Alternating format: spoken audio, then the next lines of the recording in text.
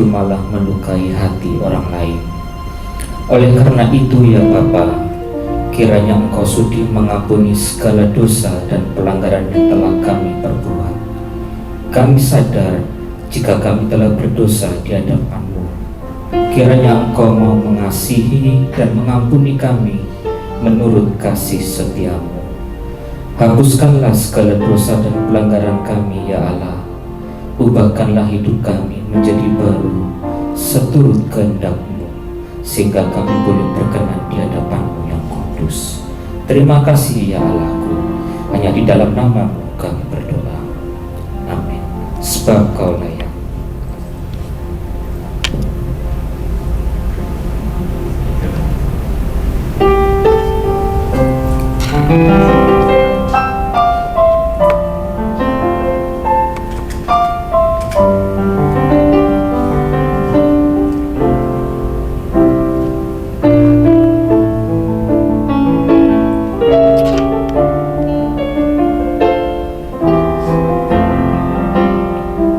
Yesus, ku cinta Kau.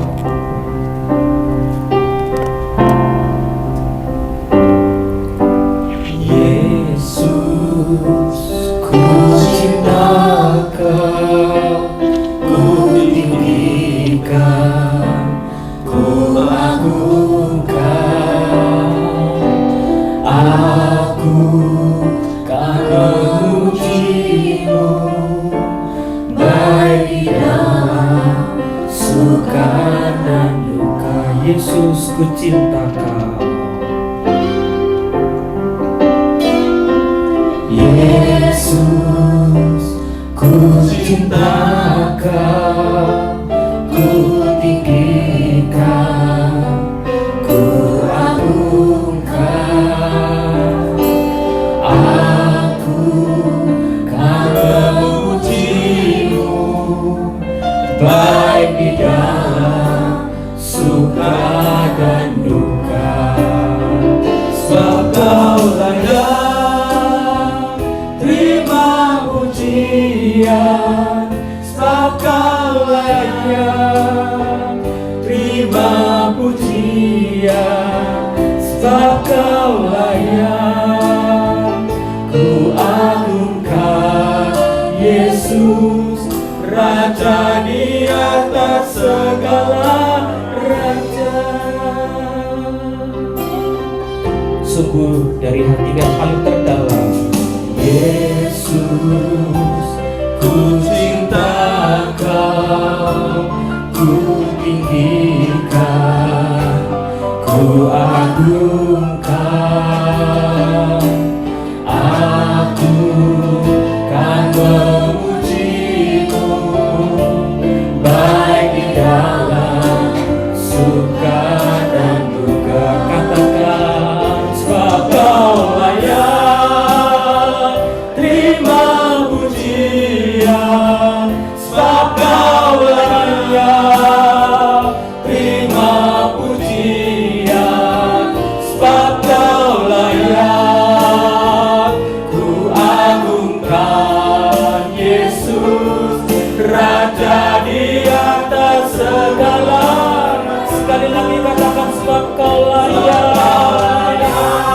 Haleluya. Terima puji, sebab Kau layak. Sebab Kau layak terima pujian, sebab Kau layak ku agungkan. Yesus, Raja di atas segala raja, Raja di atas segala raja, Raja di atas segala raja.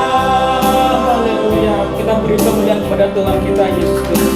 Mari Bapak Ibu, saya undang saudara untuk bangkit berdiri di hadapan Tuhan. Haleluya. Terima kasih. Kita mau muliakan nama Tuhan. Kita mau tinggikan Yesus Tuhan, karena hanya Dia saja yang layak untuk terima segala hormat dan pujian.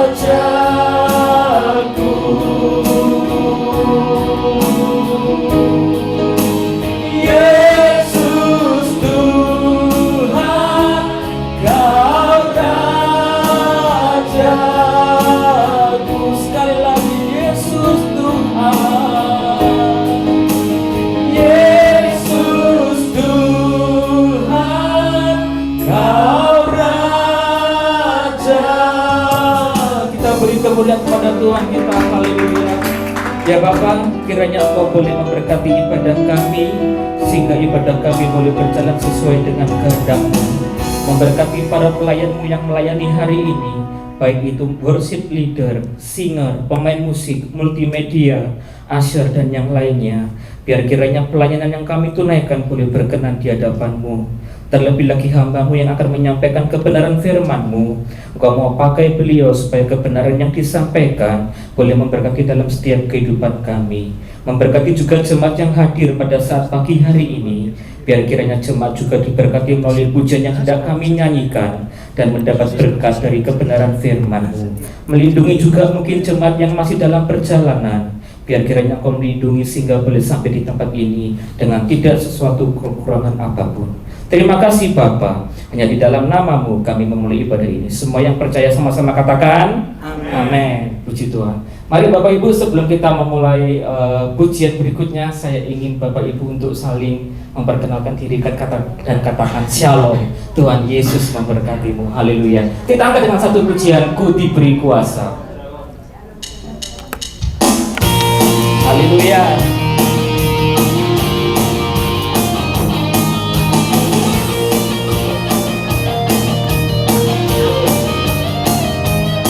Yes.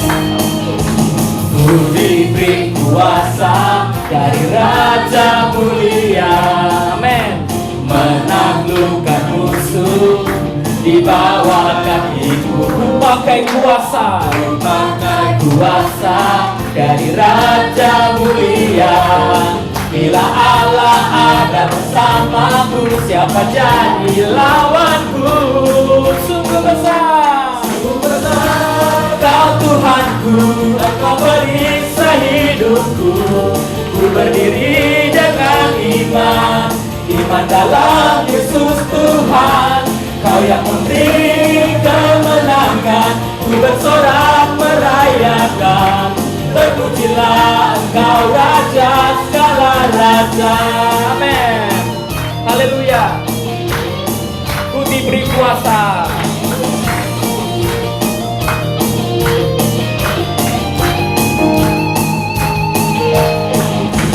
Ku diberi kuasa Menaklukkan musuh. menaklukkan musuh di bawah kakiku. Ku pakai kuasa dari Raja Mulia. Bila Allah ada bersamaku, siapa jadi lawanku? Katakan.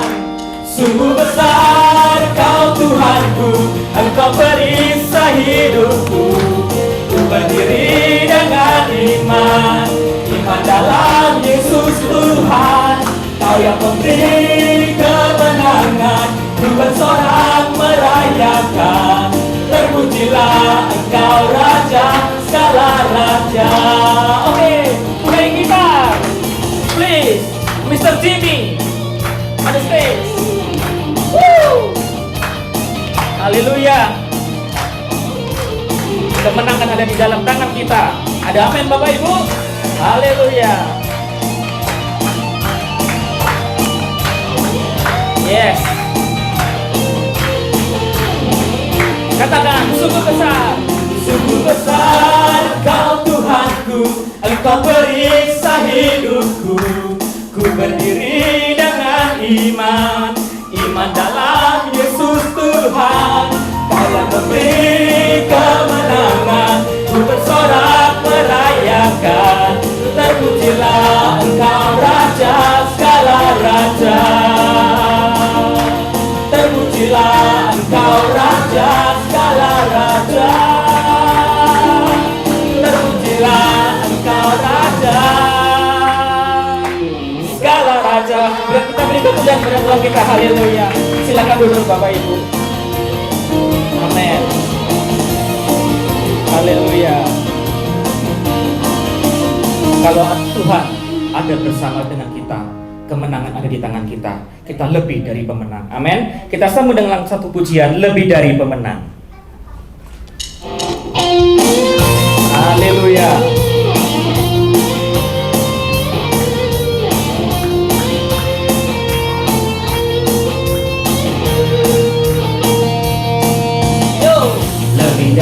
pemenang dalam segala perkara. Iblislah dikalahkan oleh kuasa darahnya. Jika Allah di pihak kita, siapa dapat melawan? Kita lebih dari pemenang, lebih dari pemenang, lebih dari pemenang dalam segala perkara. Iblislah dikalahkan oleh kuasa darahnya. Jika Allah di pihak kita, siapa dapat melawan? Kita lebih dari pemenang. Katakan haleluya, kibarkanlah panjinya, Yesus Raja segala raja. Haleluya, bangkitlah gerejanya, kita lebih dari pemenang.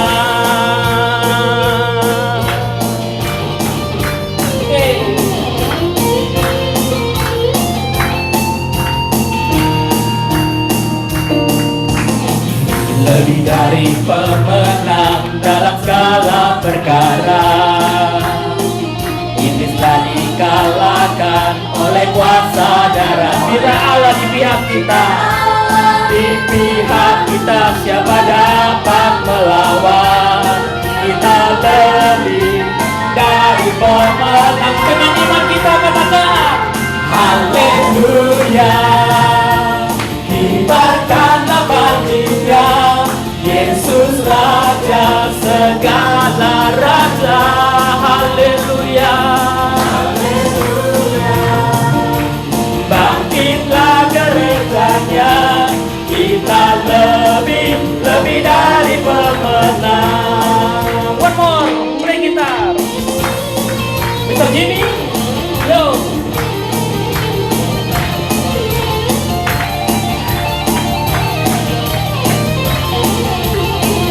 Yes. Woo.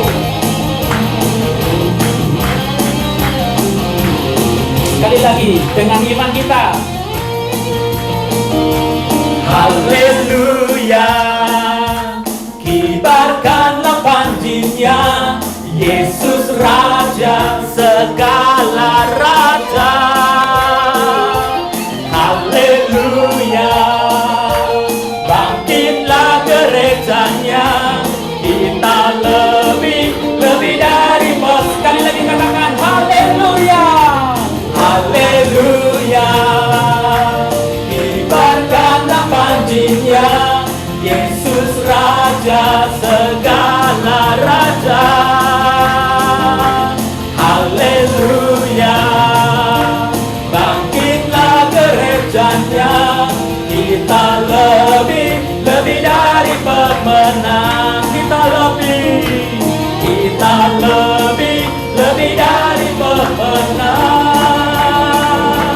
Kita lebih dari pemenang. Beri kemuliaan kepada Tuhan kita. Haleluya, amin. Sebelum kita menerima firman Tuhan, sebentar kita akan mendengar dan menyaksikan kesaksian dan pujian dari Kakak Jimmy. Mari, waktu dan tempat kami persilahkan.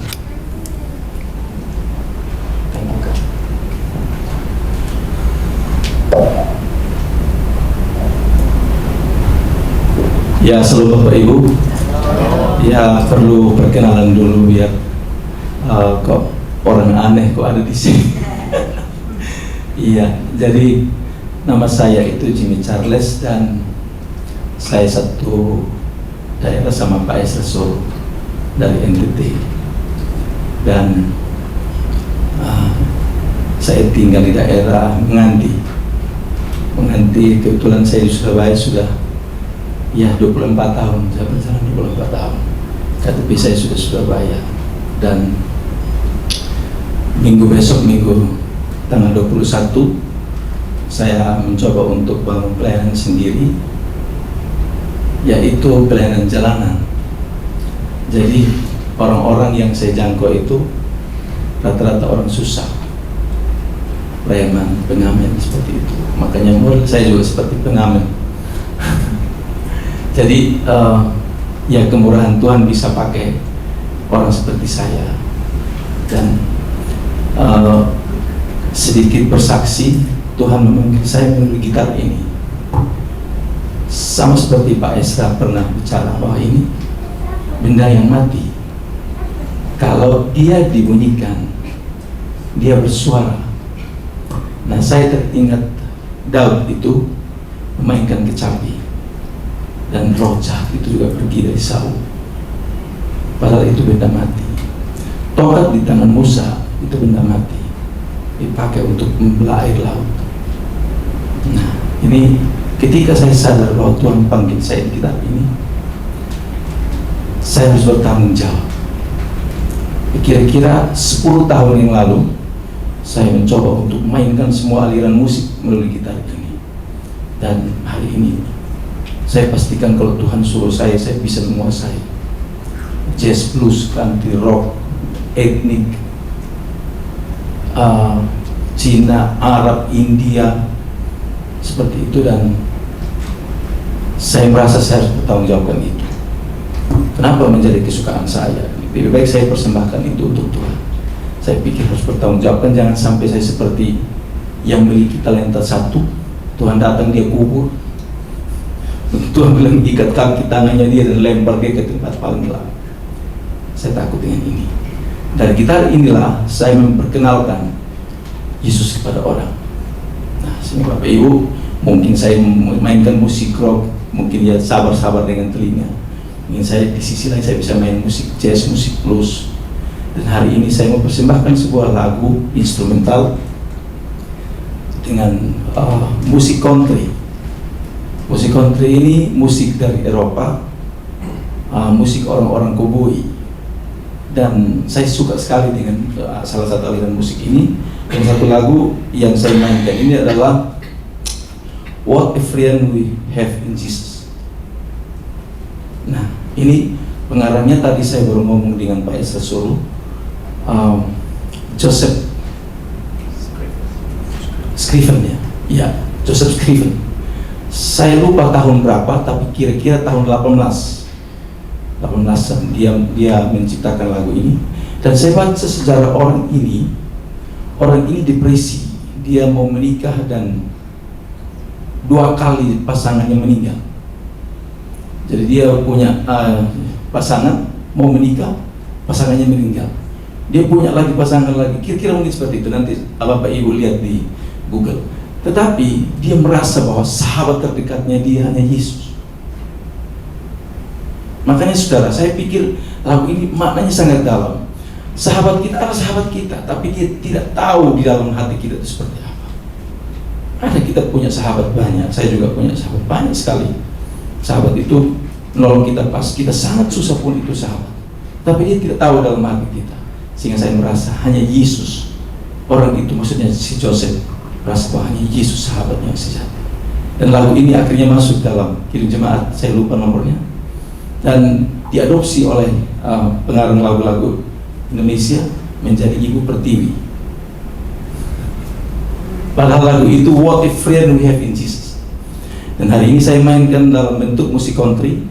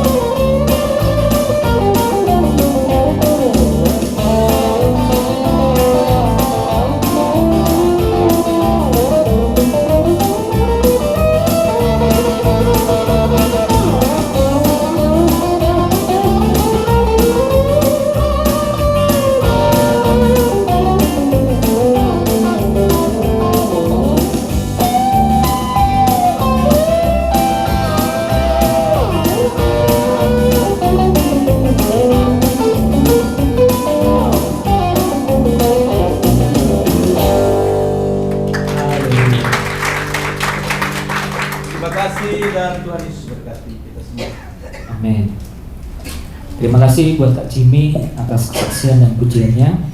Mari Bapak Ibu, sebentar kita mau mendengarkan firman Tuhan. Kita akan dengan satu pujian, Karena Salibmu.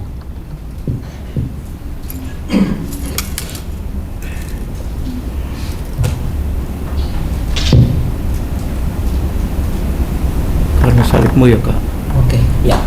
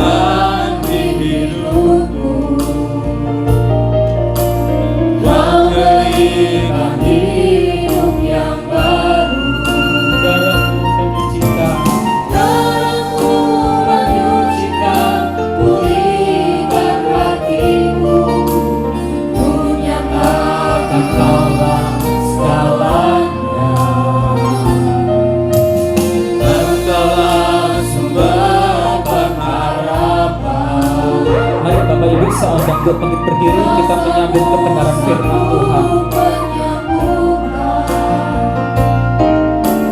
Jiwaku pun berserah hanya kepadamu, Yesus, Kaulah segala. Sekali lagi katakan di hadapan Tuhan. Karena salibmu ku hidup, karena salibmu ku menang. Engkau yang berkuasa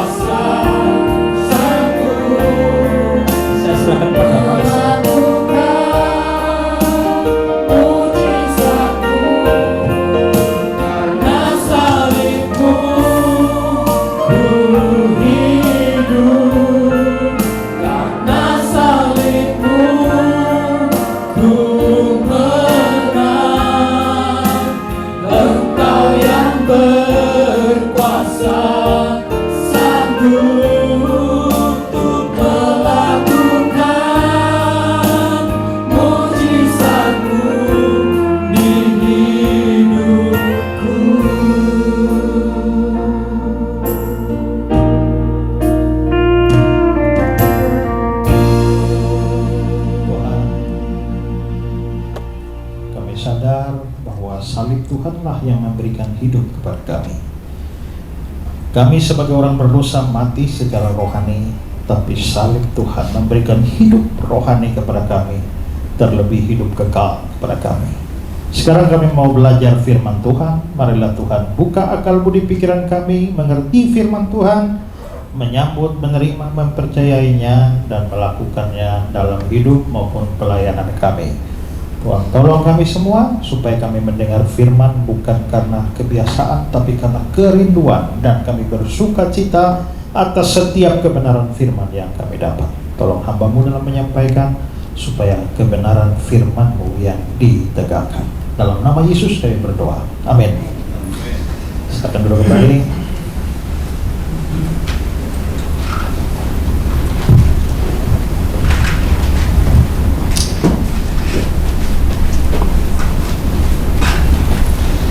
Baik, shalom.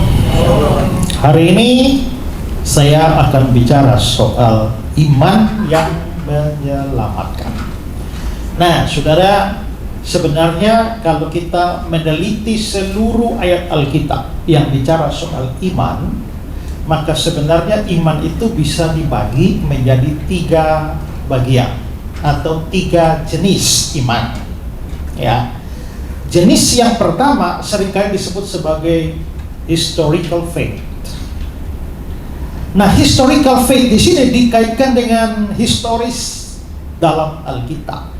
Karena apa? Karena Alkitab berbicara banyak hal, banyak kisah, banyak cerita, dan seringkali itu tidak dipercayai oleh orang. Karena apa?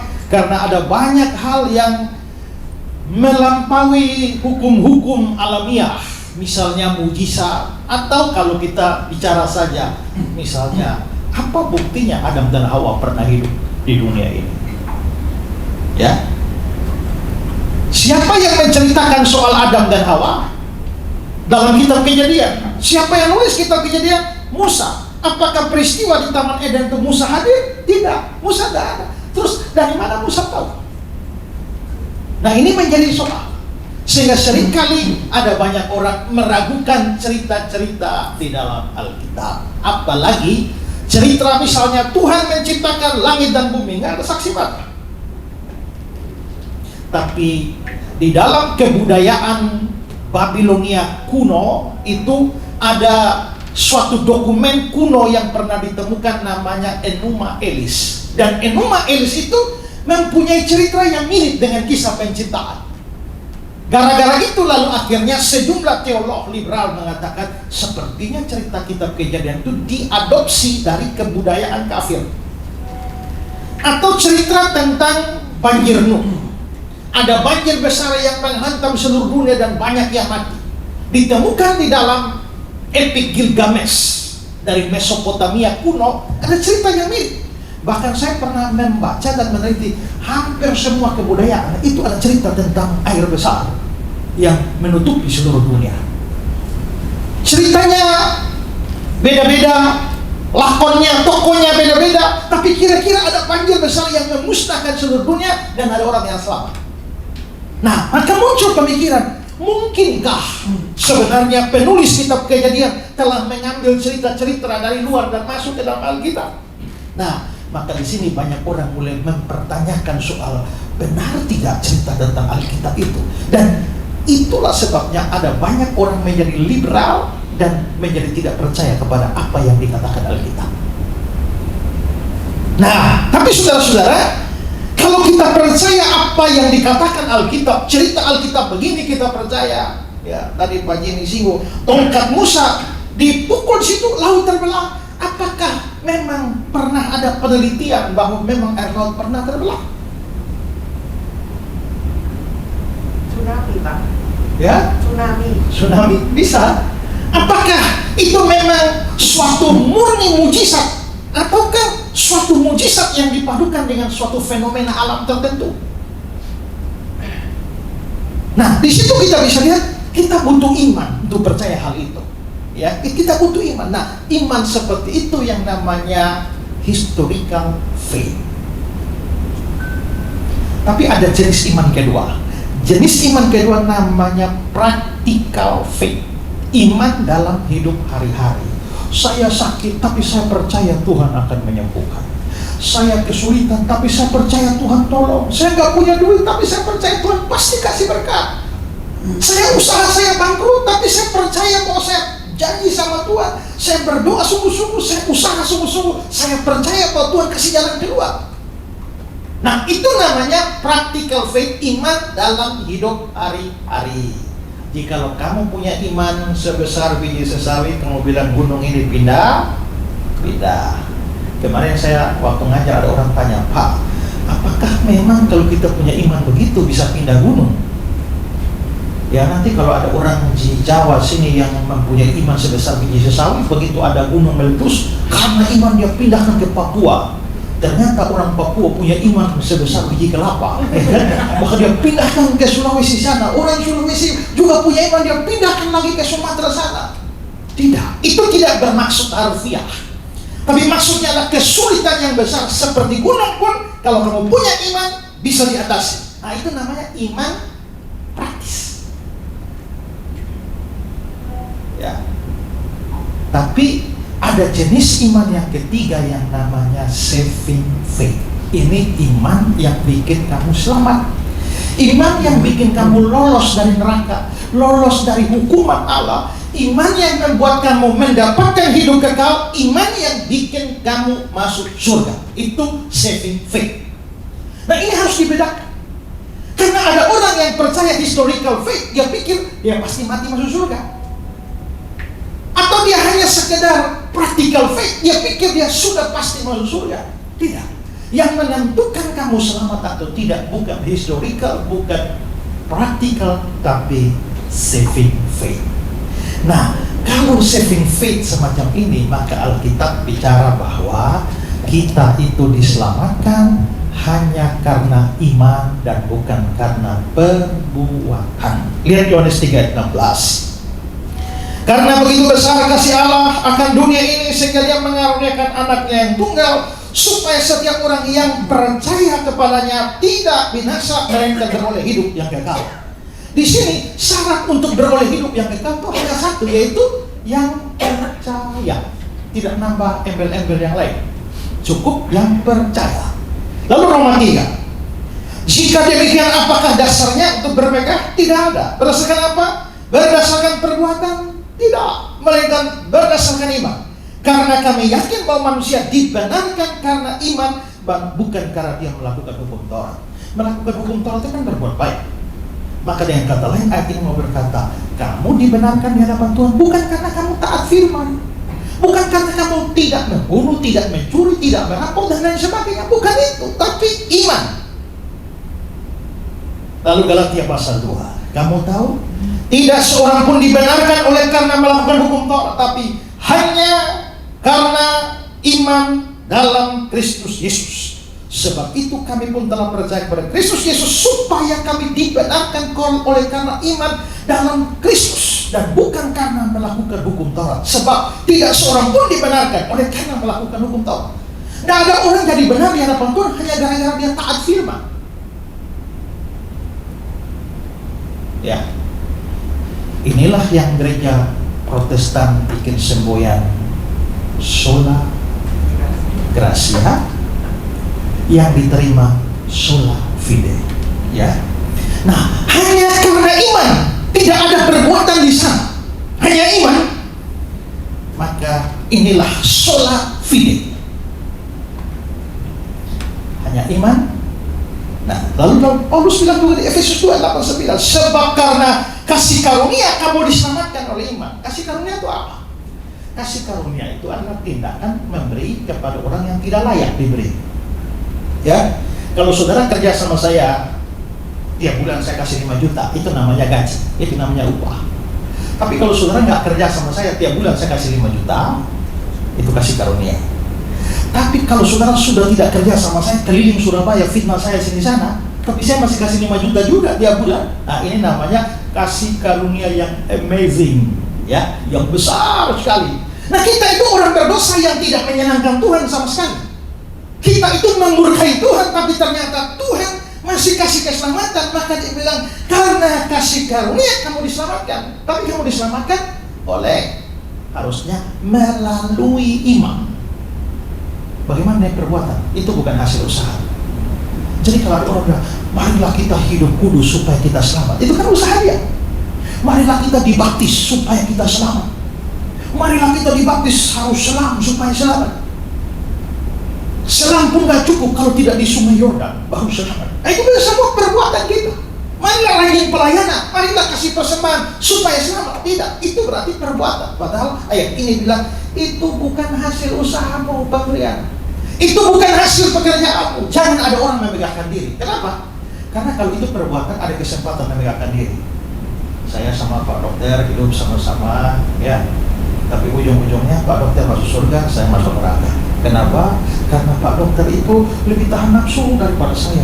Pak Dokter itu lebih sabar dari saya, lebih jujur dari saya. Berarti Pak Dokter lebih baik dari saya. Mengapa saya masuk neraka? Karena saya lebih jelek dari Pak Dokter. Kenapa Pak Dokter masuk surga? Karena lebih baik dari saya. Maka ada peluang Pak Dokter memegahkan diri. Tapi kalau sama Pak Dokter sama-sama jahat, sama-sama bejat, sama-sama tukang tipu, sama-sama berampok, ya tiba-tiba kita dua diselamatkan. Siapa di antara kita dua yang lebih baik? Gak ada. Kita dua sama-sama jelek, tapi bisa selamat ya. Ya, sama-sama bisa selamat ya. Oh, itu bukan hasil usahamu. Tidak ada yang bisa memegahkan diri. Apa yang mau kita banggakan dari dosa kita? Tapi ternyata kita selamat. Nah, itulah yang disebut sebagai kasih karunia. Nah, inilah saving faith. Ya, kalau historical faith, kamu harus beriman, kamu harus belajar. Bagaimana sih kok laut bisa terbelah sih? Belajar. Bagaimana sih kok masa ada orang mau mendirikan menara yang ujungnya sampai langit, menara Babel? Belajar. Harus belajar. Tapi practical faith, iman hari-hari, kamu juga harus berdoa, tapi kamu harus kerja juga. Jadi kalau historical faith sama practical faith itu ada usaha manusia di dalam. Sinergistik. Tapi untuk saving faith, monergistik, hanya satu pihak yang bekerja, Tuhan dan bukan manusia. Berarti ya, sekarang saudara ya, saya tinggal di daerah timur sana yang mayoritas Kristen, ujung ke ujung Kristen. Pergi cari kamar di jalan, percaya Yesus, percaya. Penjahat sana tuh percaya Yesus, percaya. Masuk penjara itu percaya Yesus, percaya. Kayaknya semua tidak ada orang tidak percaya deh. Semua orang percaya. Kalau begitu apakah semua akan masuk surga semua? Tidak. Kalau begitu, tapi kan mereka percaya. Saya kira masalahnya bukan percaya tidak percaya, tapi ada banyak orang yang mengira mereka sudah percaya, padahal belum. Itu masalah. Bahkan mungkin ada di antara kita pikir, saya kira saya sudah percaya, ternyata belum. Maka kalau begitu kita harus mengerti sungguh-sungguh. Percaya yang maksudnya percaya lalu selamat, itu yang bagaimana sih? Saving faith itu yang bagaimana? Nah, ini yang mau saya ajarkan hari ini. Ya, pertama, mari kita lihat. Pertama-tama sadarlah bahwa iman adalah kepercayaan yang didasarkan pada firman Tuhan. Ada firman Tuhan, ada janji, kamu percaya, itu baru namanya iman. Kalau kamu yakin percaya tapi nggak ada janji, itu namanya nekat. Ya, kadang gini, kalau kita misalnya mau ke Malang, tapi hujan besar, banjir, lalu ibu-ibunya bilang, jalan saja, beriman saja, pasti hujan berhenti. Pertanyaan kita, iman bahwa hujan pasti berhenti itu didasarkan pada apa? Memang Tuhan pernah janji bahwa kalau ada hujan besar, anak Tuhan lewat, pasti hujannya berhenti. Kan tidak ya? Nah, hujan bisa berhenti, bisa, tapi hujan juga bisa tidak berhenti. Makanya ada anak Tuhan juga yang bisa dibawa banjir ya. Ada orang di Surabaya sini, anaknya mati. Kita kan biasa ibadah penghiburan. Mereka bukan ibadah penghiburan, ibadah pembangkitan. Jadi hari pertamanya mujizat terjadi di dalam nama Yesus, bangkit, tidak bangkit. Hari kedua, hari ketiga, hari keempat terpaksa kubur. Habis kubur, orang tuanya murtad, keluar dari Kristen. Kenapa? Ditanya kenapa? Tuhan ingkar janji. Katanya mujizat terjadi setiap hari, tapi ternyata anak saya mati tidak bangkit. Pertama, kapan Tuhan janji bahwa kalau anakmu mati harus bangkit? Kalau mau bangkit nggak bisa, tapi nggak ada janji bahwa setiap orang mati pasti bangkit. Kedua, itu korban pemahaman yang salah bahwa everyday harus ada mujizat. Mungkin masalah definisi, saya kira. Mujizat itu sesuatu yang supra alamiah, yang menyimpang dari kebiasaan. Jadi kalau kita misalnya dari lantai 6 ini, kita terus ke sana, jatuh ke bawah, itu namanya natural. Tapi begitu kita toto naik ke atas, nah itu baru menyimpang. Menyimpang dari hukum gravitasi, nah itu baru mujizat. Nah, banyak orang dicekoki, pokoknya Tuhan selalu mau bikin mujizat. Begitu mati dalam nama Yesus, bangun, tidak bangkit, dari murtad dia. Jadi iman itu harus didasarkan pada firman. Maka di Kejadian 15 itu kita bisa lihat Tuhan Allah berfirman, membawa Abraham serta berfirman, lalu ayat 6-nya, lalu percayalah Abraham. Berarti Abraham itu percaya, tapi percayanya diletakkan pada firman. Dalam Roma 10 ayat 17, iman timbul dari pendengaran, pendengaran oleh firman Kristus. Maka iman itu harus dari firman. Kalau kamu maju saja tidak ada janji firman, itu namanya nekat. Tuhan bisa kabulkan, Tuhan bisa tidak kabulkan. Kalau Tuhan tidak kabulkan, jangan marah, karena Tuhan nggak pernah janji. Tapi kalau Tuhan janji, misalnya, pergilah, jadikanlah semua bangsa murid, ketahuilah aku menyertai kamu. Tuhan janji kan? Kalau begitu waktu kita menginjil sampai ke lubang manapun, ada kesulitan pun, percaya Tuhan ada bersama saya. Kan udah janji. Nah, itu namanya beriman. Nah, dalam konteks keselamatan, maka iman itu adalah percaya kepada firman. Percaya kepada firman dalam hal apa? Dalam hal yang firman atau Alkitab katakan tentang Yesus. Ya, Alkitab bicara Yesus itu sungguh-sungguh Allah, tapi Alkitab juga bicara Yesus jadi manusia. Alkitab bicara Yesus mati di kayu salib. Alkitab bicara Yesus bangkit dari antara orang mati. Nanti tanggal 30 bulan ini saya ada debat, diundang debat oleh Mualaf Center. Debatnya di dekat hotel dekat Bungurasi. Temanya, benarkah Yesus pernah mati dan bangkit dalam sejarah? Gak usah pakai kita. Tutup Al-Quran, tutup Alkitab. Mari kita bicara dari sejarah. Benarkah dalam sejarah ada bukti yang cukup kuat untuk percaya bahwa Yesus memang mati dan bangkit? Tapi terlepas daripada itu berita Alkitab. Alkitab cerita Yesus mati dan bangkit. Yesus naik ke surga, dia akan datang kembali. Dia satu-satunya jalan. Semua itu dikatakan Alkitab tentang Yesus. Maka beriman itu artinya percaya semua hal tentang Yesus yang Alkitab katakan. Saya tekankan semua. Karena kalau kamu hanya percaya sebagian yang Alkitab katakan tentang Yesus, yang ini percaya, yang ini enggak, yang ini percaya, yang ini enggak, kamu belum beriman. Contohnya gini, orang saksi Yehova, coba tanya mereka, percaya Yesus mati? Ya. Percaya Yesus bangkit? Ya. Percaya Yesus juru selamat? Ya. Percaya Yesus mati untuk menebus orang berdosa? Ya. Percaya Yesus naik ke surga? Ya. Duduk di sebelah kanan Allah Bapa? Ya. Percaya Yesus akan datang sebagai hakim di akhir zaman? Ya. Percaya Yesus Allah? Tidak. Lalu Yesus siapa? Penghulu malaikat Mikael. Nah, itu saksi Yehova. Mereka percaya banyak hal tentang Yesus, tapi tidak percaya semua hal tentang Yesus yang dikatakan Alkitab. Kalau orang percaya Yesus mati, itu bagus. Tapi kalau dia nggak percaya Yesus bangkit,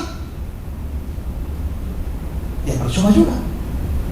Kalau dia percaya Yesus mati dan bangkit, tapi dia tidak percaya bahwa Yesus naik ke surga, ya itu juga belum beriman.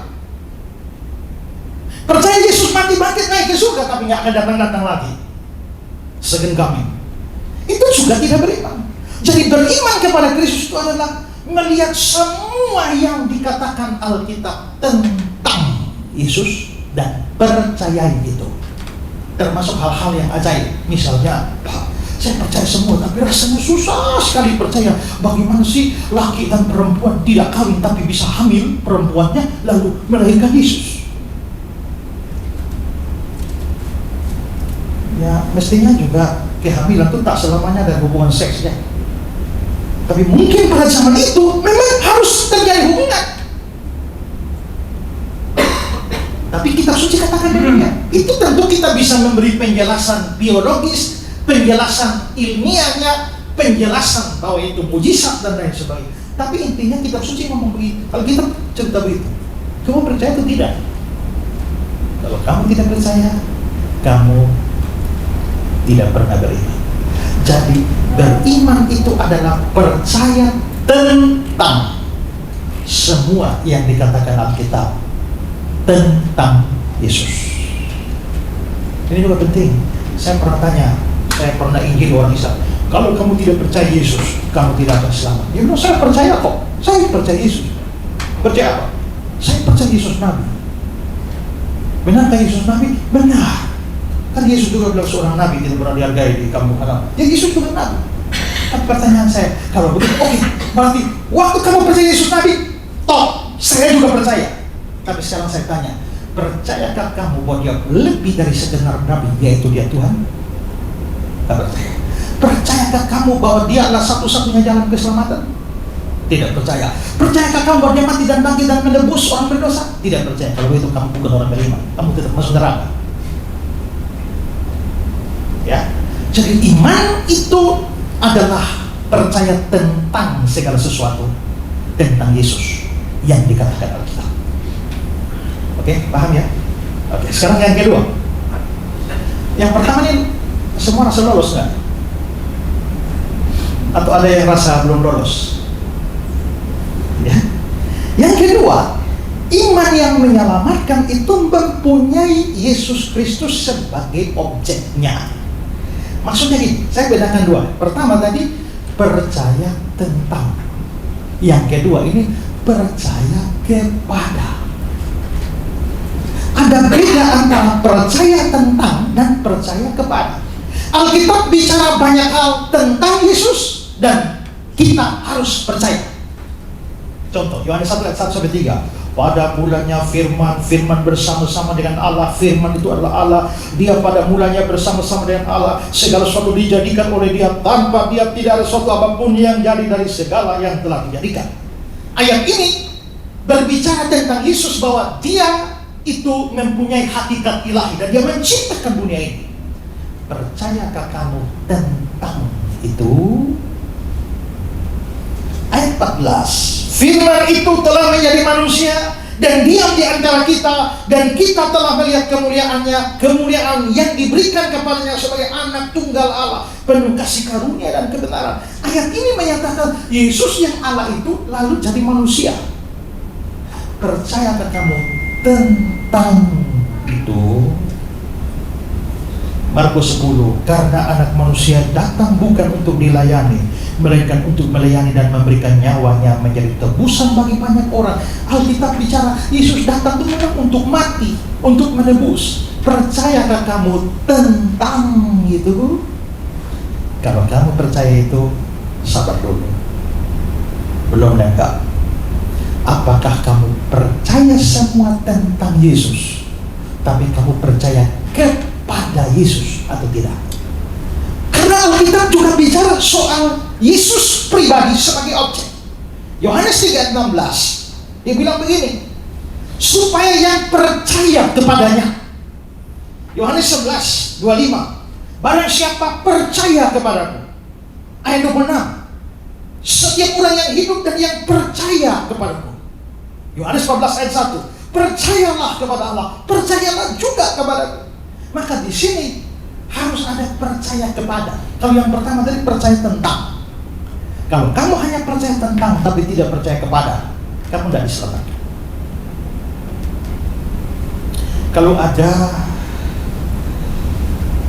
dokter bedah di Surabaya, bedah jantung, pakar, tamatan dari luar negeri, sudah punya pengalaman 40 tahun bedah jantung, dan saudara baca lihat di YouTube, baca di berita, pokoknya banyak orang kasih review tentang dokter jantung, hebat, luar biasa, tingkat keberhasilannya 95%. Makin hari makin baca, saudara percaya, saya percaya itu dokter hebat. tiba-tiba saudara punya problem jantung, dan dokter itu yang harus bedah jantung saudara. Sekarang, saudara mau menyerahkan diri di bedah jantungnya?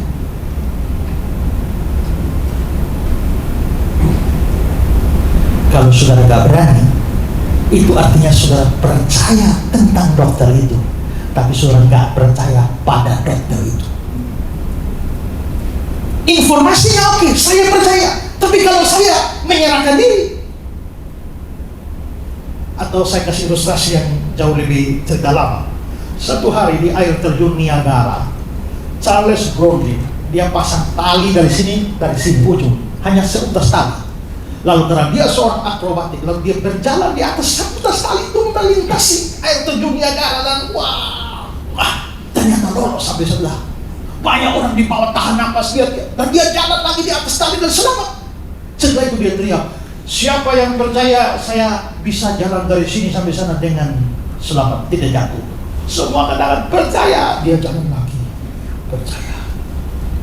Saya akan balik sana, siapa percaya saya lolos sampai sana? Percaya, semua.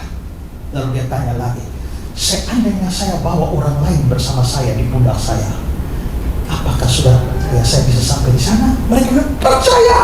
Oke, kalau begitu sekarang saya tanya, siapa mau ikut saya di atas pundak saya? Om, apakah Om percaya bahwa saya akan sampai di sana bawa orang? Percaya? Percaya. Ikut? Jangan saya Om, yang itu saja. Artinya secara intelek mereka percaya kepada Browning, percaya tentang kemampuan Browning, tapi tidak percaya kepada Browning. Karena apa? Karena saya percaya, tapi tiba-tiba tak lucu, tak salah, ya kan? Tiba-tiba dia terjun deras, matilah saya. Berarti kamu percaya, tapi kamu tidak ada penyerahan diri. Ya, percaya kepada itu melibatkan penyerahan diri. Apa yang terjadi, ku serahkan pada Yesus. Itu, ya, itu namanya beriman. Jadi banyak orang hanya beriman tentang, tapi tidak beriman pada. Saya ada seorang teman yang cerita pada saya, Pak, mertua saya ini saya entak Injil dia sudah berapa kali. Terus saya tanya, apakah ya mama percaya bahwa Yesus itu Allah juru selamat? Iya, percaya. Apakah mama percaya bahwa Yesus telah mati dan bukan karena mati karena dosanya, tapi mati karena dosa kita? Percaya. Apakah mama percaya bahwa Yesus yang mati itu bangkit? Iya. Apakah mama percaya bahwa dia sekarang Yesus ada di surga dan akan datang kembali untuk menghakimi dunia? Percaya. Maukah mama terima Yesus? Tidak. Aneh ya? Kok ada orang begitu ya?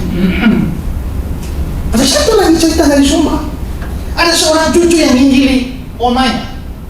Sudah cerita tentang Yesus, semua omanya percaya. Semua cerita tentang Yesus. Lalu ditanya, maukah oma terima Yesus?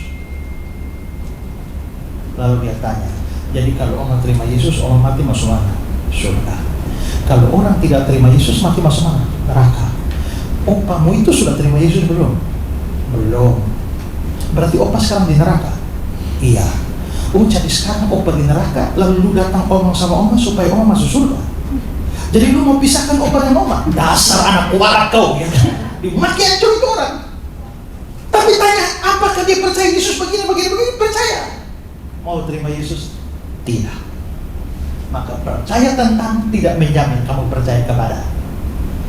Iman yang benar, saving faith, kamu percaya semua tentang Yesus.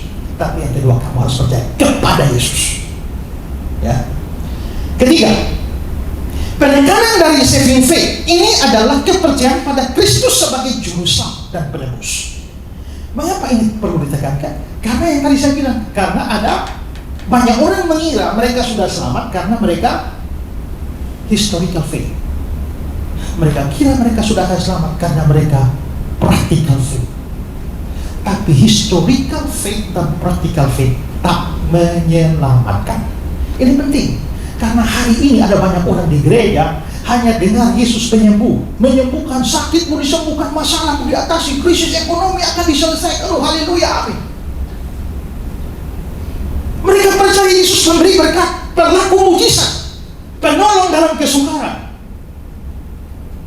Tapi tapi tidak melibatkan Yesus penebus di dalam iman mereka nggak selamat. Saudara, beberapa waktu yang lalu saya khotbah di GSDS. Saya bicara Yesus juru selamat. Habis itu orang yang ada saya bilang, Pak, saya seumur-umur jadi Kristen baru ngerti sekarang Yesus jadi juru selamat. Dan di dalam sejarah gereja kami belum pernah ada orang khotbah tentang Yesus juru selamat. Saya sampai heran. Terus khotbah apa saja? Ya Tuhan memberkati, Tuhan begini, Tuhan begini. Berarti Injil bisa tidak ada di sana. Di dalam gereja yang begitu megah, Injil bisa tidak ada. Dan saya akui, itu juga banyak terjadi di daerah-daerah mayoritas Kristen. Makanya saya tidak bosan-bosan, biar sudah Kristen pun saya beritakan Injil terus. Karena kalau saya ditanya di Kupang, Pak Isra, apakah Pak Isra yakin 50% jemaat Bapak itu Kristen sungguh-sungguh? Saya kira tak sampai 50. Banyak Kristen tradisional. Nah, itu soal. Jadi iman yang menyelamatkan itu harus melibatkan, bukan hanya sekedar mujizat, Tuhan tolong, Tuhan sembuhkan, Tuhan berkati, bukan. Iman seperti itu memang diajarkan Alkitab, tapi tidak menyelamatkan. Karena hal yang paling penting dari Yesus itu adalah urusan keselamatan. Matius 1:21. Dia akan melahirkan anak laki-laki dan engkau akan menamakan dia Yesus. Lihat, kenapa dia dikasih nama Yesus, bukan nama lain? Karena dia yang akan menyelamatkan umatnya dari dosa mereka. Berarti hal terpenting dari Yesus itu adalah penyelamatan dari dosa. Sekarang lihat kata-kata menarik dalam Roma 3:25. Kristus Yesus ditentukan Allah menjadi jalan pendamaian.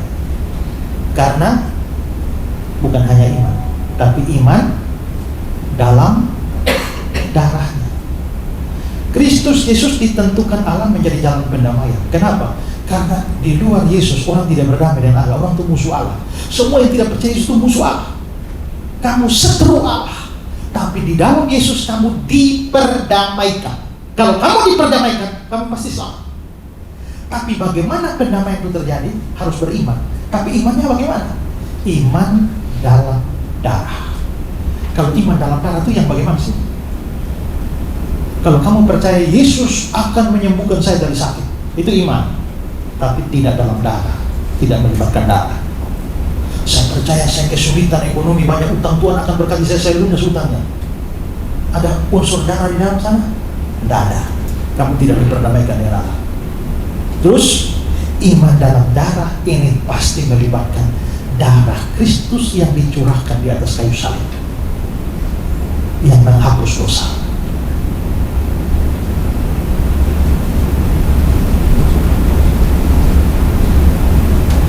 Dosa dapat dihapus hanya oleh darah Yesus. Darah. Kenapa kita perjamuan ada anggur? Karena itu simbol darah. Berarti darah itu penting. Maka iman itu harus iman dalam darah. Saya kasih kata-kata John Ellicott. Di dalam penumpahan darah itulah esensi pendamaian yang ditujukan di kayu salib tergandung. Tidak diragukan lagi bagian-bagian lain dari kehidupan Kristus mengarah pada peristiwa ini. Tapi ini adalah tindakan yang memuncak di dalamnya, yang dipandang sebagai penebusan. Ya. Oke, satu ayat lagi. 1 Korintus 15 ayat 19. Jikalau kita hanya dalam hidup ini saja menaruh pengharapan pada Kristus, maka kita adalah orang-orang paling malang dari segala manusia. Mungkin agak bahasa Indonesia agak terbalik, mungkin agak susah dipahami. Saya balik saya. Jikalau kita hanya menaruh pengharapan pada Kristus dalam hidup ini saja, kita orang paling malang di dunia. Maksudnya kita kan sekarang dalam hidup ini saja kan, tapi kan setelah mati kan ada hidup lagi kan, ada hidup di balik kubur ini kan. Kalau misalnya saya mati tahun, katakanlah saya mati hari ini, berarti saya sekian lama hidup saya itu kan di dunia ini, hidup ini. Tapi setelah itu kan saya akan nyambung lagi. Nah itu hidup yang nanti. Kalau saya beriman pada Yesus untuk hidup yang sekarang saja, saya lapar dia kasih makan, saya sakit dia sembuhkan, saya susah dia tolong, itu namanya beriman untuk hidup ini saja. Kalau kamu hanya beriman untuk hidup ini saja, kamu paling malang di dunia. Kenapa? Karena bayangkan bahwa kamu hidup berkelimpahan berkat tapi mati masuk neraka. Sekarang lihat penjahat di samping Yesus ya. Yesus, ingatlah aku kalau engkau datang sebagai raja. Hari itu juga dia mati kan dengan Yesus. Mati hari apa? Hari apa Yesus mati? Jumat ya. Makanya kita bilang Jumat Agung. Biarpun sekarang ada orang percaya Yesus mati hari Rabu. Karena mereka pikirkan Yesus kan, kalau Yesus mati hari Jumat, hari Minggu bangkit kan hanya tidak 3 hari itu. Itu hanya 1 hari 2 malam. Maka mereka kalau Yesus bangkit hari Minggu, mereka hitung mundur 3 hari 3 malam. Mestinya Yesus mati hari Rabu. Yang lain lagi percaya Yesus mati hari Kamis. Bikin pusing saja itu ya. Tapi saya percaya Good Friday Yesus mati hari Jumat. Maka penjahat itu mati hari Jumat. Hari itu kan sudah mau mati, tapi dia masih bilang, ingatlah akan aku kalau engkau datang sebagai raja. Untuk apa minta diingat kalau itu hari sudah mati? Tentu dia minta diingat bukan untuk hari matinya, karena dia sadar bahwa ada hidup lain setelah mati, dan dia menyerahkan hidup setelah mati itu di dalam tangan Yesus. Ingatlah akan aku. Maka dia berharap kepada Yesus bukan untuk hidup hari ini, karena hidup yang sekarang sudah selesai, tapi dia beriman untuk hidup yang nanti. Nah, banyak orang itu beriman pada Yesus hanya untuk hidup sekarang kan? Dia nggak mikir itu nanti hidup setelah ini bagaimana. Dia pikir aku ingin hidup 1000 tahun yang lagi ya, tapi besok bisa mati. Terus bagaimana dia mati? Saya lupa percaya Yesus untuk yang sana. Sekian lama saya percaya hanya urusan yang di sini. Maka dia bilang, kamu orang paling malang dari segala manusia. Ya. Jadi di sini kita bisa lihat bahwa memang kalau kita percaya pada Yesus untuk hidup yang akan datang harus melibatkan penebusan. Kalau waktu kamu orang berdosa tak tertebus, tak mungkin selamat. Tapi kalau kamu ditebus, Roma 8 ayat 1, tidak ada penghukuman bagi mereka yang ada di dalam Kristus. Ya. Nah, kita percaya Yesus tidak mungkin dihukum. Bagaimana kalau kita berdosa Pak dihukum? Kalau Tuhan hukum kita ini salah ini ayat. Jadi kalau besok saya berdosa juga tidak dihukum? Tidak. Kenapa? Karena Kristus sudah bayar. Kalau saya berdosa terus bagaimana? Kamu tidak dihukum tapi dihajar sampai bertobat. Nah begitu ya. Jadi beda antara hajar dengan hukum. Hukum itu untuk musuh. Waktu kamu belum percaya Yesus, kamu musuh Allah, dia akan hukum kamu. Tapi kalau kamu sudah percaya kan jadi anak, hanya anak ini nakal. Tapi Tuhan sudah sayang. Karena Tuhan sayang nggak mau nakal tuh diketok begini ya sampai bertobat. Tapi dihukum tak mungkin karena Kristus sudah menanggungnya. Ya, jadi iman itu harus melibatkan Kristus sebagai juru selamat. Sekarang kita beriman. Tanya ke mabuk di sana dulu, beriman. Selidiki baik-baik apa yang dia percaya. Kalau tidak salah. Keempat, iman yang benar harus mencakup pikiran, perasaan atau emosi dan kehendak. Pikiran itu maksudnya begini, kamu percaya? Apa yang kamu percaya sih? Bismillah, pokoknya percayalah. Ini berarti orang percaya tapi dia tidak ngerti apa yang dia percaya. Berarti sebenarnya kalau dia tidak tahu apa yang dia percaya, lalu bagaimana itu bisa dianggap percaya? Percaya itu harus ngerti dulu baru percaya. Ada hal-hal di dunia ini yang memang butuh percaya dulu baru ngerti. Misalnya doktrin Allah Tritunggal. Ada orang Islam bilang sama saya, coba jelaskan tentang Tritunggal pada saya. Kalau saya mengerti, saya akan jadi Kristen, minta dibaptis langsung. Saya nggak bisa. Kenapa? Ini makanan keras. Jadi kamu hanya bisa ngerti kalau Roh Kudus membimbing kamu. Roh Kudus nggak akan membimbing kamu kalau kamu belum punya Roh Kudus. Kamu nggak bisa punya Roh Kudus kalau kamu belum percaya Yesus. Jadi maukah kamu percaya Yesus sekarang? Nanti Roh Kudus ada, dia bimbing, tuntun kamu ke segala kebenaran. Waktu saya jelaskan Tritunggal kamu mengerti. Jadi jangan minta mengerti dulu baru percaya. Sekarang percaya dulu baru saya kasih ngerti. Mau? Ini dia nggak mau, kan? Hal itu, kristologi yang dalam-dalam itu butuh kepercayaan dulu. Setelah itu Roh Kudus tuntun pengertian kita. Tapi dalam banyak hal di dalam Alkitab, kamu mengerti dulu baru percaya. Karena kalau kamu nggak ngerti percaya, kamu percaya apa sebenarnya? Ya. Roma pasal 10 Bagaimana mereka dapat percaya kepada Dia jika mereka tidak mendengar tentang Dia? Bagaimana mereka mendengar tentang Dia jika tidak ada yang memberitakannya? Jadi harus ada yang memberitakan tentang Dia. Nah, tentang Dia ini apa? Harus ada sesuatu tentang Dia. Matius 13:23, yang ditaburkan di tanah yang baik ialah orang yang mendengar firman itu dan mengerti. Ada orang kelihatan sungguh-sungguh tapi tidak mengerti. Nah, itu yang jadi soal.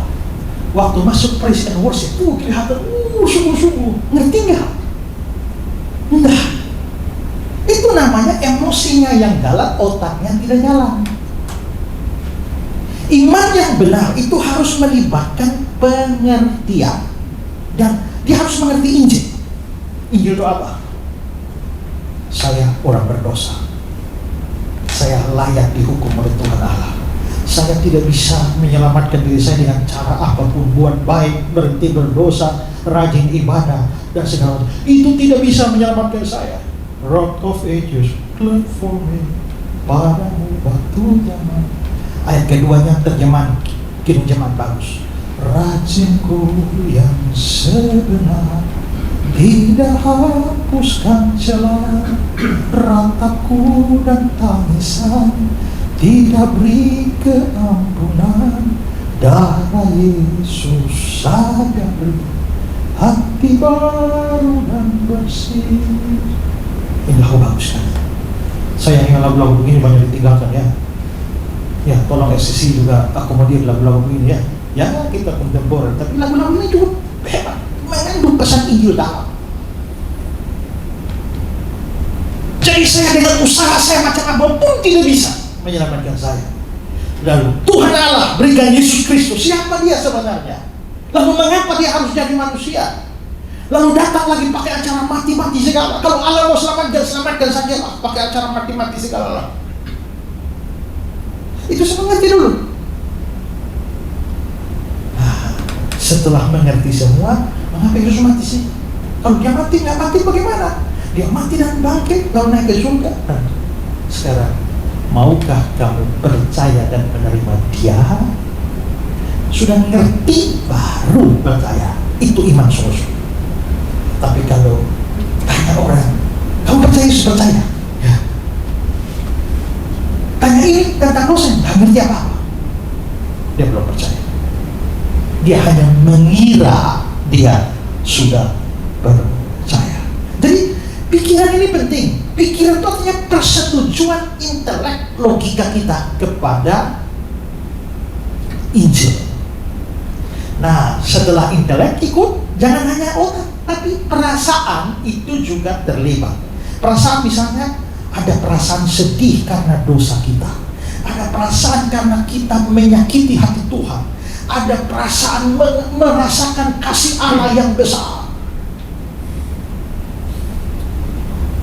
Saya tiap kali nyanyi itu lagu, kalau bukan kasih, lautan kan kering, langit tak berbintang, burung takkan terbang. Kalau bukan kasih, surga hanya impian, tiada sukacita. Kalau bukan kasih. Kalau saya nyanyi lagu itu betul-betul perasaan saya ikut betul-betul. Saya orang berdosa yang harus dimurkai, tapi dunia bisa tegak dan surga bisa disediakan. Itu hanya karena kasih. Perasaan merasakan kasih Allah itu kan perasaan harus dilibatkan di dalam keyakinan akan keselamatan. Bagaimana saya bisa yakin bahwa saya pasti akan selamat sedangkan saya masih banyak dosa di depan? Perasaan mesti terlibat. Merasa sukacita setelah kita terima Yesus. Ingat Sakeus itu ya, dia menerima Yesus dengan sukacita. Karena orang kalau percaya Yesus kalau diselamatkan itu harus ada sukacita dong. Ada girang besar, ada girang besar, ada girang di hatiku. Makanya lihat dia lumpuh tapi sukacita. Ya, susah tapi sukacita, sakit nggak sembuh tapi sukacita. Kenapa? Karena Yesus itu ada di dalam hati dia. Hari ini ada the great joy suatu kesukaan besar hari ini telah lahir bagimu.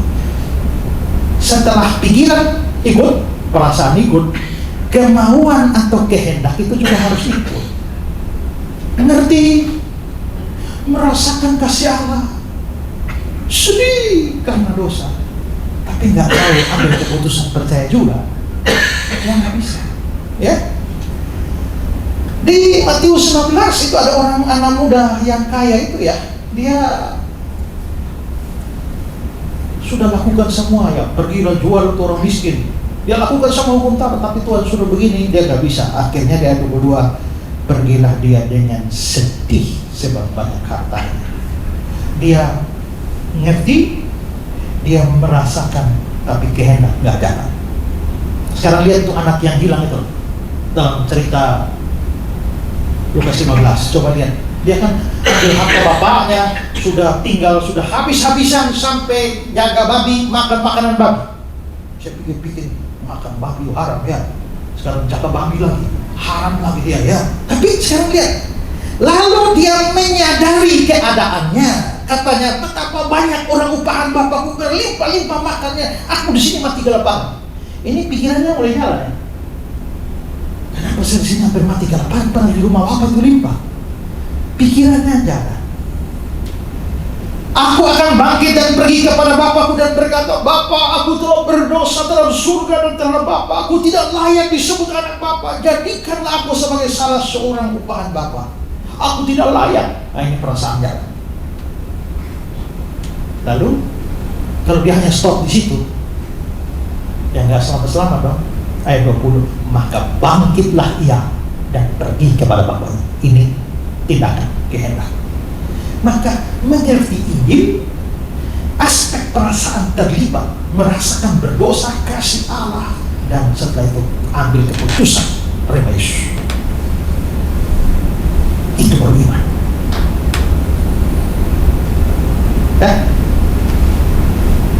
Satu hari saya ini suka KKR, sering KKR, tapi saya tidak terlalu mau dipengaruhi dengan altar call yang orang banyak maju-maju itu loh. Karena ada banyak orang maju itu mereka tidak mengerti apa-apa. Hari pertama KKR maju, hari kedua maju lagi, hari ketiga maju lagi. Emosi. Saya satu kali pergi acara KKR, saya berbicara hari ketiga. Saya hari pertama tanya, pengkhotbahnya ngomong apa? Oh bagus ya penginjilan. Lalu ada altar call ya, yang maju kira-kira berapa orang? 200. Hari kedua, nginjil juga, ya. Tantangannya, terima Yesus. Yang maju, 200 orang. Sama ya. Hari ketiga saya tetap menginjil. Dan saya bilang, siapa yang mau terima Yesus? Maju. 200 lagi, rata-rata. Begitu semua saudara saya bilang, yang sudah terima Yesus hari pertama, hari kedua, kembali ke tempat. Masa terima Yesus satu hari lalu Yesusnya keluar lah atau bagaimana ya? Kembali ke tempat. Kedua, yang sudah pernah terima Yesus dari 5-10 tahun yang lalu, kembali dulu. Ketiga, yang maju karena meminta didoakan karena sakit, karena problem, kembali dulu. Nanti itu urusan kedua. Hanya yang baru mau pertama kali terima Yesus saya tetap di sini. Sisa 7. Ngapa saya hanya berdoa 7 itu?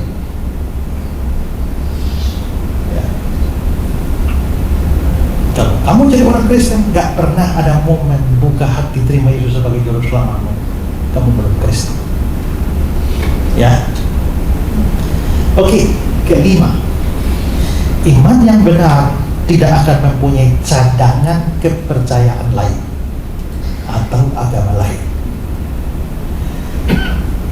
Di dalam Kisah pasal 8 ada cerita tentang Simon tukang sihir yang menjadi percaya dan dibaptis. Tapi kalau saudara lihat cerita selanjutnya, aneh sekali dia minta mau beli karunia. Lalu Petrus bilang, kamu hatimu itu seperti empedu, kiranya kau bertobat supaya Tuhan mengampuni dosa. Padahal tadi sudah dibaptis. Rupanya dia percaya dan dibaptis, tapi kepercayaan lama dia itu masih dia pegang dulu. Saya bisa menunjukkan dari kasus Korintus, kasus Galatia, ada banyak orang sudah percaya, tapi kepercayaan lama mereka itu tetap dipegang. Ini penting karena apa? Apa yang masuk lebih dulu biasanya lebih sukar dibuang. Kalau saudara dari kecil diajar A, baru itu salah. Nanti sudah besar baru diajar B. Itu hanya mujizat membuat dia tinggalkan B. Atau kalau dia mau terima, dia mau tinggalkan A. Kalau dia terima B, biasa dia terima B tapi masih ada sisa-sisa A. Kita hidup dalam budaya kita masing-masing, dan tanpa sadar kita itu ada kepercayaan budaya juga yang ikut kita, sehingga banyak orang sudah jadi Kristen tapi budayanya yang bertentangan dengan iman Kristen itu dia nggak mau lepas. Saya nggak bilang sebuah budaya salah ya. Budaya ada yang budaya netral, tapi ada budaya yang sifatnya religius, ada kepercayaan lain di balik budaya itu. Saya kemarin cerita-cerita sama Pak Endra dari GKA, dia bilang, Pak, saya ini kesulitan, Pak. Kenapa? Saya sudah percaya Yesus saja dan terus. Tapi ada jemaat-jemaat yang karena budaya mereka, kalau anaknya mati, ibadah penghiburan malam pertama, kedua, ketiga dia datang. Tapi ikut pemakaman anaknya katanya tabu. Begitu ya. Ada kepercayaan, iya, ada keyakinan di balik itu. Nah, saya nggak terlalu tahu tentang itu, ya. Tapi banyak orang yang, ya, misal, ayo foto yuk, percaya Yesus, ayo foto yuk, habis pelayanan. Jangan bertiga. Kenapa? Karena kalau foto bertiga, satu mati duluan. Saya pikir foto, nggak foto pasti satu mati duluan ya. Kecuali mereka naik pesawat bersamaan, ya kan? Satu mati sama-sama. Tapi ada keyakinan lain. Nah, begitu juga orang percaya Yesus hanya boleh percaya Yesus. Ingat, Tuhan paling benci percaya Tuhan tapi ada tambahan-tambahan. Sinkritisme itu ditolak. 1 Raja-Raja 18:21. Kalau Tuhan itu Allah, ikutlah dia. Kalau Baal, ikutlah dia. Jangan kamu setengah Tuhan, setengah Baal. Ya, Yosua 24. Takutlah akan Tuhan, beribadah kepadanya dengan tulus, ikhlas, setia. Jauhkanlah Allah dan segala nenek moyangmu. Beribadah di seberang sungai Efrat dan di Mesir. Beribadahlah kepada Tuhan. Jika kamu anggap baik untuk beribadah kepada Tuhan, pilihlah pada hari ini kepada siapa kamu beribadah. Kepada Allah nenek moyangmu atau kepada Tuhan. Jangan ikut Tuhan, tapi ikut berhala juga. Itu sinkritis. Dan kamu tidak pernah benar-benar percaya Yesus atau Tuhan kalau kamu masih punya kepercayaan lain. Ada orang bilang, Pak, saya ini lihat ini antara Islam dan Kristen ini banyak bertentangan, Pak. Serang menyerang. Karena itu saya memutuskan untuk tidak jadi Kristen sempurna, tidak jadi Islam sempurna. Saya Krislam. Kenapa? Karena Pak, bayangkan Kristen dan Islam bertentangan. Saya tetap dua-dua supaya apa kata Islam salah, saya masih bisa diselamatkan lewat Kristen. Tapi apa kata Kristennya yang salah, saya masih bisa diselamatkan lewat Islam. Bukankah ini bijak? Iya, mungkin kacamata dunia bijak, tapi itu membuktikan kamu tak pernah sungguh-sungguh percaya. Karena firman Tuhan Kisah 4 ayat 12, keselamatan tidak ada di dalam siapapun juga selain di dalam Dia. Sebab di bawah kolong langit ini tidak ada nama lain yang diberikan kepada anak manusia yang olehnya kita dapat diselamatkan. Untuk percaya ini, lepaskan yang lain. Maka beriman pada Yesus artinya hanya beriman pada Dia. Saya beriman pada Yesus, tapi ini juga itu belum beriman. Ya. Terakhir, iman sejati atau sungguh-sungguh harus diikuti oleh pertobatan dari dosa dan perubahan hidup. Ini penting ditekankan karena tadi saya bilang, selamat itu bukan karena berbuat baik. Jangan berpikir saya harus rajin gereja supaya masuk surga, saya harus begitu supaya masuk surga. Tidak, justru kita pikir begitu kita nggak bisa selamat. Karena semua orang yang mau hidup dari pekerjaan hukum Taurat itu di bawah kutuk. Tapi berita yang selamat karena iman saja. Jadi ada orang tanya, jadi Pak, apakah saya perlu berbuat baik? Tidak. Kalau urusannya keselamatan. Kalau urusan keselamatan jangan lakukan perbuatan baik. Tapi orang biasa protes, tapi Pak, ada Yakobus 2. Jika iman tidak disertai perbuatan, iman itu pada hakikatnya mati. Iman tanpa perbuatan adalah mati. Betul, kita tidak mengabaikan ayat ini, tapi kita harus mengerti di mana posisi perbuatan baik di dalam iman Kristen. Ya. Tapi sebelum itu harus jelas bahwa pada waktu, kenapa iman yang benar itu harus melahirkan perbuatan? Karena kalau Nanda belum percaya Yesus, tidak ada Roh Kudus di dalam. Begitu percaya Yesus, Roh Kudus diberi. Namanya juga Roh Kudus. Maka dia akan bekerja menguduskan, bikin proses di dalam, sampai akhirnya lama-lama ini hidup yang jelek ini makin hari makin berubah, makin baik. Ya, Yohanes 7. Barang siapa percaya kepadaku, seperti yang dikatakan kitab suci, dari dalam hatinya akan mengalir air hidup. Yang dimaksudkannya ialah roh yang akan diterima oleh mereka yang percaya kepadanya. Jadi kalau percaya Yesus dapat Roh Kudus. Efesus 1:13. Ketika kamu percaya dimeteraikan dengan Roh Kudus. Jadi kalau sudah percaya Yesus pasti ada Roh Kudus. Biarpun tidak biarpun nggak begitu, ada Roh Kudus. Biarpun nggak guling-guling di lantai, ada Roh Kudus. Belum tentu yang guling-guling itu ada Roh Kudusnya. Jangan-jangan roh lain, ya kan? Tapi asal kamu sudah percaya pasti ada Roh Kudus. Nah kalau Roh Kudus sudah ada, dia kerja di dalam. Maka dia bekerja, dia menghasilkan buah. Itulah yang dalam Galatia 5 bilang buah roh ialah kasih, sukacita. Berarti kebaikannya mulai keluar. Maka pertanyaan kita sekarang, kebaikan ini muncul sebelum percaya atau setelah percaya? Setelah percaya. Sebelum percaya nggak ada itu namanya berbuat baik. Untuk kacamata dunia ada, kacamata Tuhan nggak ada. Ya. Nah, tapi karena berbuat baiknya muncul di sini, selamatnya di sini, itu berarti selamatnya kan bukan karena berbuat baik. Kecuali buat baik di sini. Oke, saya kasih ilustrasi. Orang sakit, minum obat, lalu dia sembuh, lalu dia bisa berolahraga, bisa kerja. Apa yang bikin dia sembuh? Dari ilustrasi ini. Apakah olahraga atau kerja? Bukan. Apa yang bikin dia sembuh? Obat. Minum obat. Kalau begitu, minum obat ini adalah penyebab kesembuhan. Lalu apa bukti dia sudah sembuh? Dia sudah bisa kerja atau olahraga. Tapi dia bilang, saya sudah sembuh. Coba jalan dari sini ke sana. Seperti ayam mati. Ini yang namanya mulut mengaku sembuh, tapi ternyata perbuatan tidak. Ini yang namanya mati. Sekarang kalau kita bawa ke hal rohani, orang berdosa, lalu dia beriman, lalu dia selamat, lalu dia bisa taat dan berbuat baik. Apa yang bikin dia selamat? Berbuat baik? Bukan. Taat? Bukan. Yang buat baik itu adalah iman. Maka iman itu penyebab selamat. Apa bukti dia sudah selamat? Ada perbuatan baik. Ya, ada perbuatan baik. Jadi kalau dia mengaku saya sudah beriman tapi mati dari tahun 1977 sampai sekarang, kok ini kita memang ini naik turun ya. Hari ini maju, tahu-tahu jatuh lagi, maju-maju jatuh, naik 2 langkah, turun 1 langkah. Tapi kalau grafiknya naik, tapi kalau stagnan atau cenderung menurun, ini kayaknya belum beriman.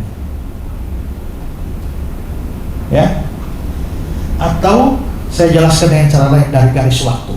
Coba saudara lihat, ini jalan hidup kita sebagai orang berdosa. Menurut Alkitab, sepanjang kita jadi orang berdosa, nggak ada perbuatan baik sama sekali. Tidak ada. Roma 3:12. Tidak ada yang berbuat baik, seorang pun tidak. Tahu-tahu saya satu titik lagi, saya terima Yesus. Waktu saya terima Yesus, status saya dari orang berdosa berubah menjadi orang benar. Nah sekarang saudara, waktu saya percaya Yesus, selamatnya kapan? Hari itu juga. Makanya dia bilang, kata Yesus kepadanya, hari ini telah terjadi keselamatan. Pas Sakius percaya Yesus, selamat. Jadi selamat itu bukan masuk surga. Masuk surga itu hanya bagian dari selamat. Selamatnya sudah dimulai hari ini. Waktu kamu percaya Yesus, hari ini juga kamu selamat. Sudah selamat, sudah dapat hidup kekal. Lalu mati, nyambung di sana, nyambung di surga. Maka selamatnya sudah dari situ. Ya. Nah, selamatnya hari ini kan?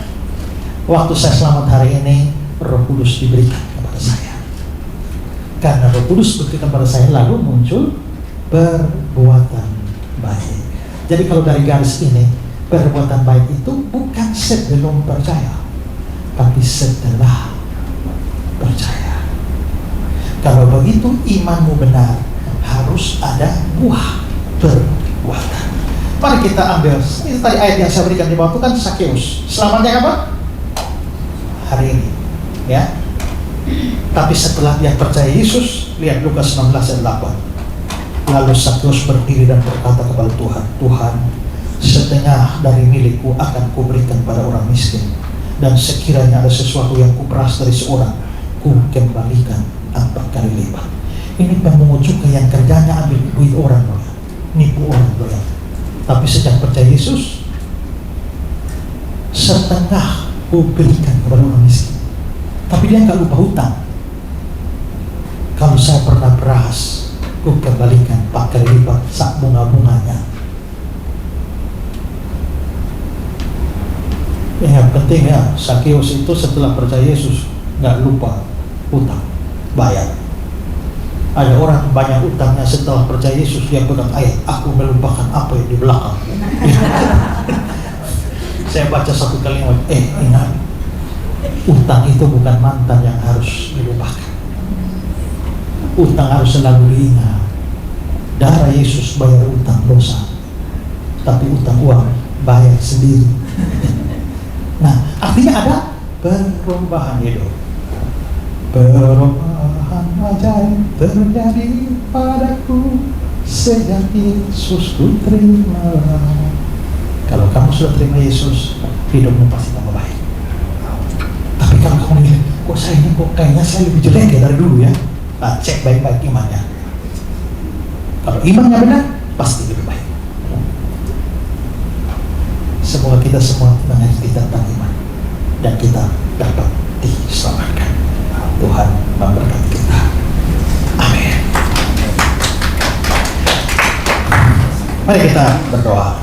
Tuhan, terima kasih Tuhan untuk firman Tuhan yang begitu penting, dan tolong kami supaya kami memahami lebih baik dan mengerti lebih dalam dan melakukan pesan ini dalam hidup kami. Kami beriman kepada Kristus bukan hanya untuk hidup yang sekarang, tapi bahkan untuk hidup yang akan datang. Kiranya Tuhan memberkati kami. Dalam nama Yesus kami berdoa. Amin. Sebelum menutup, saya senang Pak Cini bisa hadir hari ini. Ya, ini beliau pernah sekolah teologi tapi tidak tamat. Ya, lalu akhirnya membaktikan diri dalam pelayanan di daerah ini dengan kita. Saya kenal Pak Cini tahun lalu kan? Kira-kira Beliau kenal saya sudah lebih dari 10 tahun lalu. Saya baru kenal dia tahun lalu.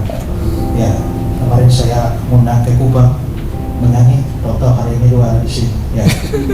Jadi biasanya Pak Cimi yang main instrumen, sekarang saya. maaf Pak Esra, senarnya putus setelah saya main. Kalau begitu Kita nyanyi, coba ya? kita nyanyi lagu tadi. Oke. Kalau begitu kita nyanyi aja lagu Ku Berbahagia. Yakin Aku berbahagia. Oke. Sebentar Pak. bisa? Sebentar Pak. Saya cari dari sini. Ku berbahagia.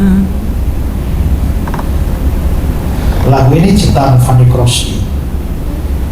Lagu ini diciptakan, sebenarnya kata-katanya bukan Fanny Crosby tapi Phoebe Knapp. Satu hari Phoebe Knapp pergi bermain di rumah Fanny Crosby, dan dia musiknya dia mainkan, dia bisa musik mainkan sudah bagus, lalu dia panggil Bibi Fanny, kira-kira musik begini kasih lagu apa? Fanny menciptakan lagu kurang dari 5 menit di kepalanya. Ya, lagunya adalah Ku Berbahagia Yakin Teguh. Bentar Pak, saya cari musiknya.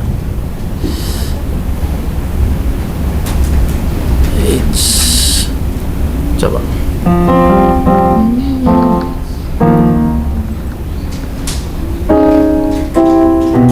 Ku berbahagia.